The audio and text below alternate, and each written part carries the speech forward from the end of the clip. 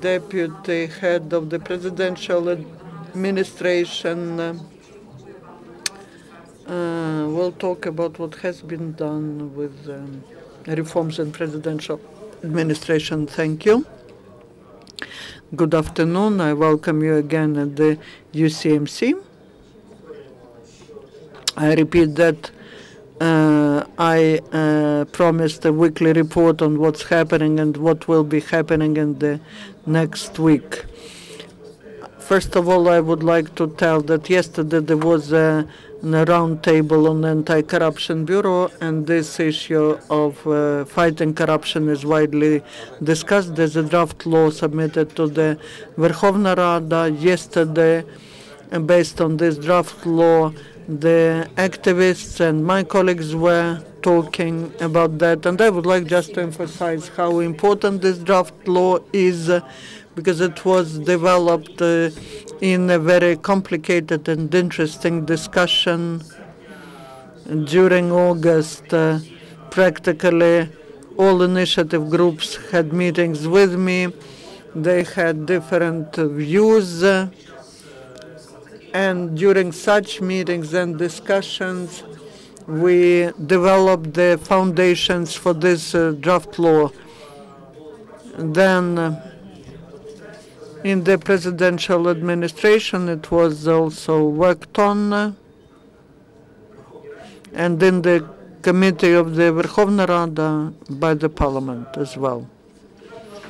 Now, a little about Anti-Corruption Bureau and about draft law. The draft law is on the system of special ombudsman in the sphere of combating corruption. When we talk about combating corruption, we need to look at three directions. First is legislative, and here we have the committee of the parliament.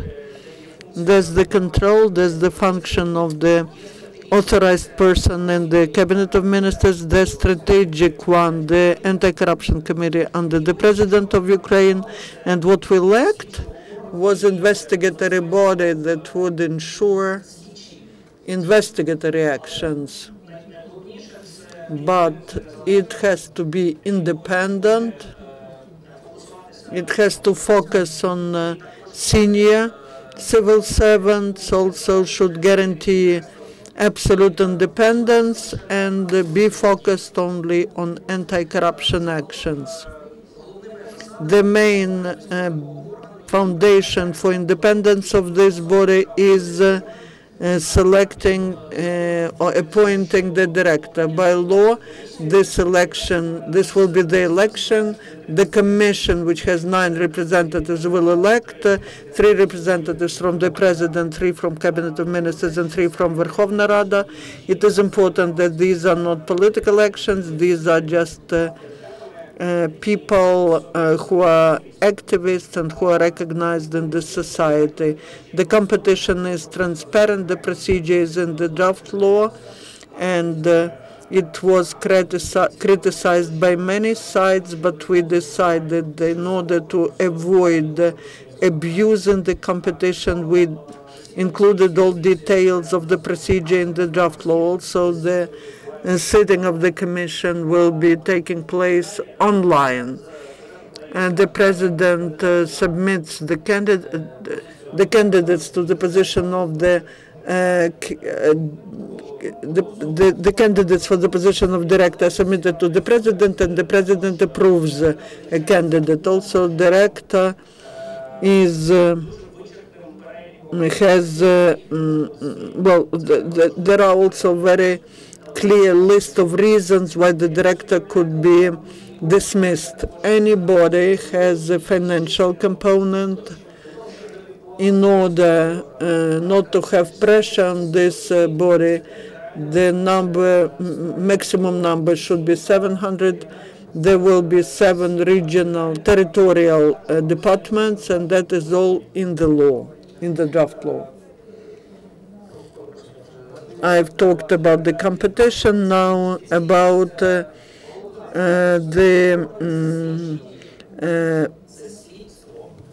investigatory actions and the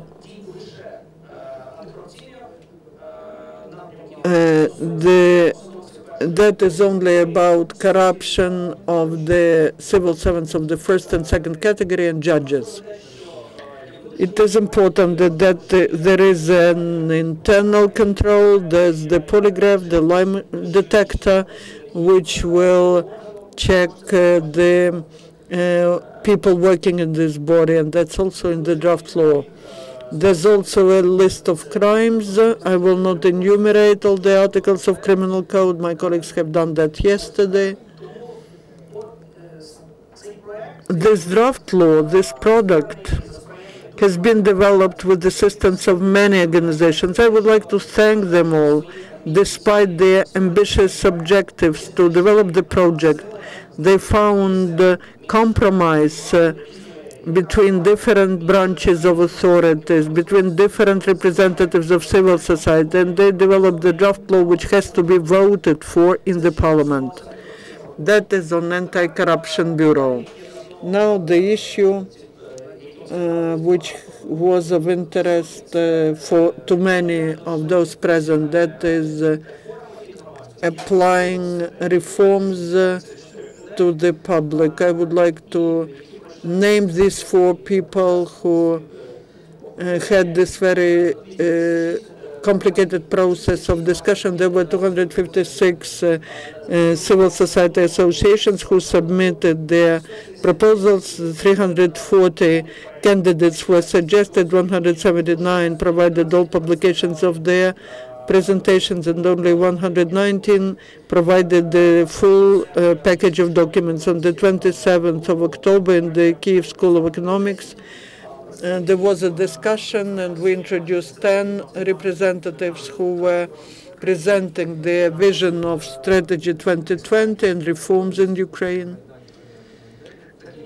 This way, I would like to inform that in the result of consultations with the civil society, we suggest Gopko, Hanna, the co-founder of Derevyanka Hanna, the executive director of EBA, Pasko Danil, the founder of the Association of the Graduates of Foreign Universities, and Pekar Alexander, the co-founder of New Ukraine Platform. They all represent big associations. They all represent quite ambitious projects on reforming the country.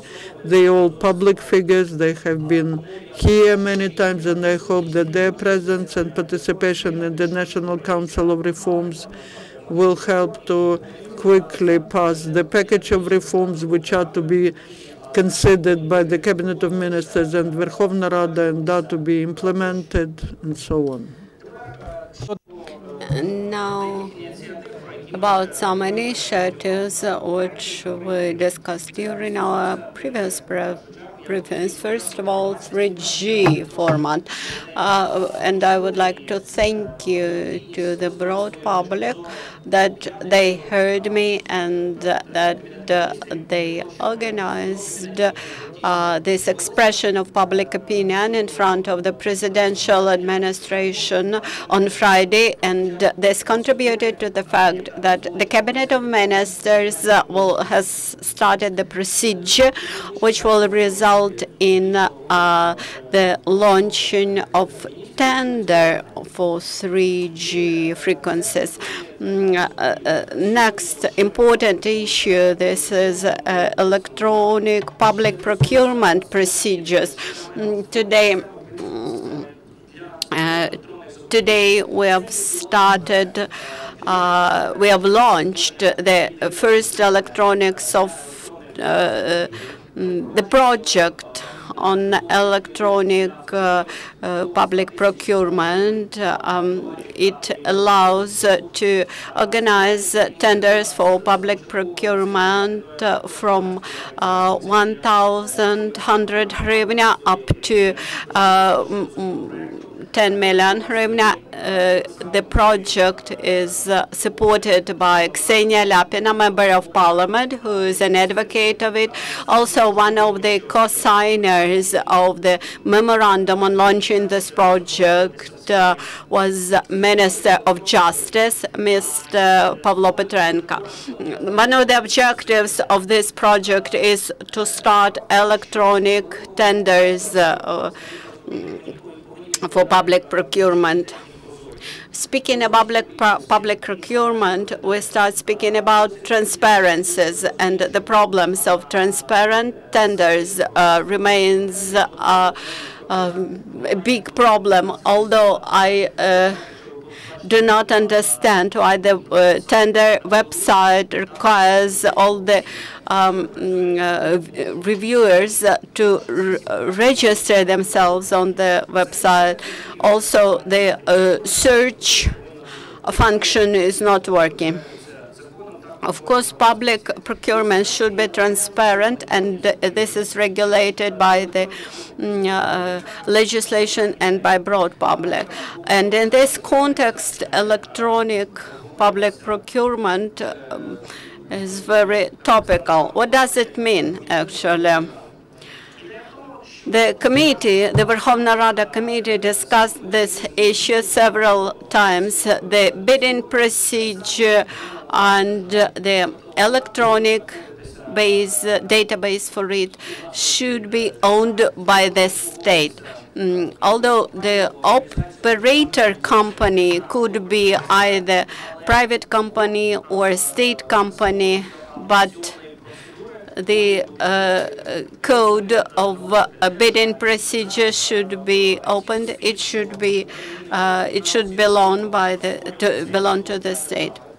Now we have announced a competition among companies willing to create this product, I mean software for the state. Also thinking about this project, we involved our partners from Georgia who have broad experience.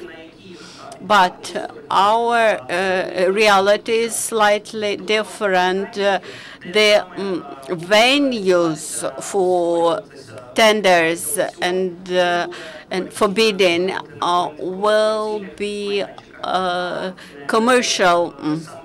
That the venues will be commercial, but the mechanism of the bidding, the timing, the reliability of the bidding, the entire algorithm of the bidding will be very closely followed by the state.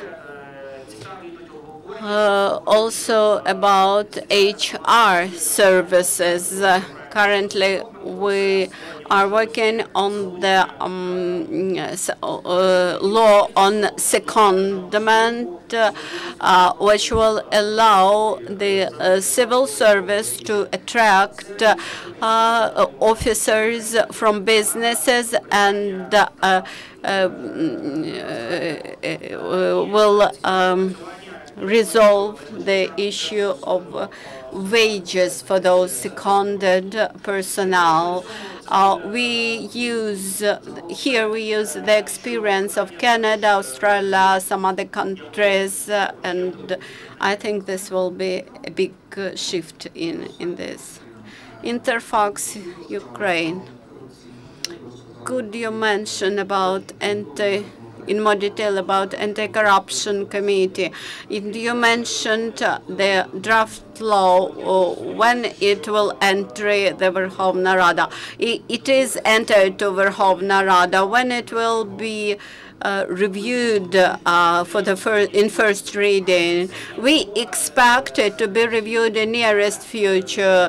There is a requirement of the IMF that this law should be passed by this convocation of Verkhovna Rada. And the Prime Minister and Speaker of the Verkhovna Rada signed the IMF document. there was an information about dismissal of the first deputy head of the of presidential administration. No, he remains in the office. What is the reaction of the presidential administration on the yesterday's sanctions? I do not comment on political issues. About the electronic bidding procedure. This is the law, this is the draft law. What is it? Today at the round table in Ukraine form, we discussed and presented the concept, and the representatives of the public business community, electronic venue owners has signed this concept on the electronic bidding. By the end of this month, our Georgian colleagues plan to develop tours for this project. And immediately after publication of the tours, the project will be launched, and we will see the first bidding, which will be opened for participation of small and medium-sized businesses. This will demonstrate how these venues can function. This will be a unified system. The commercial venues can exist in any numbers. Actually, the mechanism will exist at the state level, and it will be approved by legislation. But the venues, the portals for these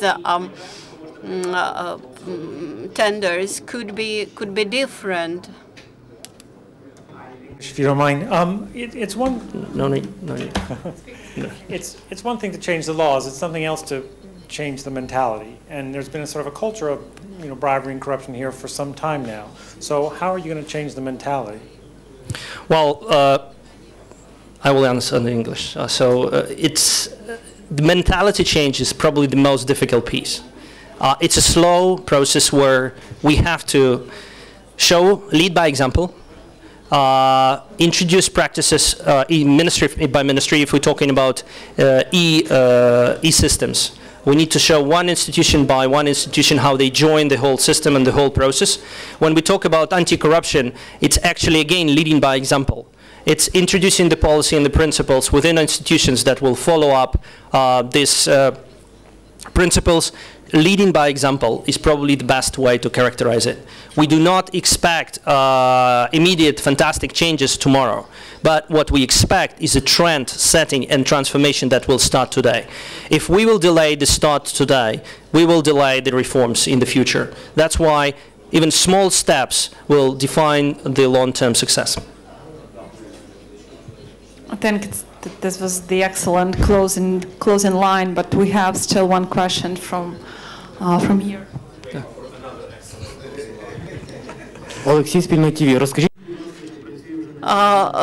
Could you please mention whether the National Reform Council has started its work and what it is doing now? Thank you for your question. I would repeat again the names and institutions which joined the National Reform Council.